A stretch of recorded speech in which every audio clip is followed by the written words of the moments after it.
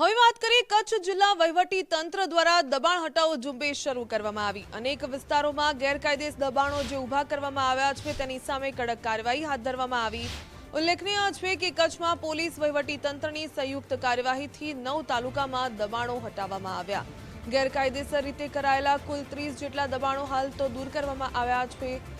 કુલ 22,485 ચોરસ મીટર સરકારી જમીન દબાણ મુક્ત કરવામાં આવી।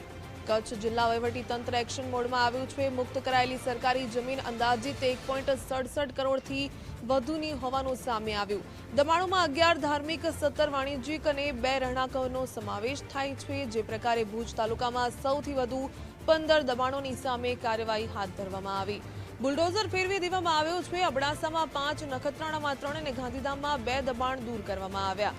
ગેરકાયદેસર દબાણો જે ઊભા કરી દેવામાં આવ્યા હતા ત્યારે લખપત, મુન્દ્રા, માંડવી, ભચાઉ અને રાપરમાં પણ મોટી કાર્યવાહી કરવામાં આવી।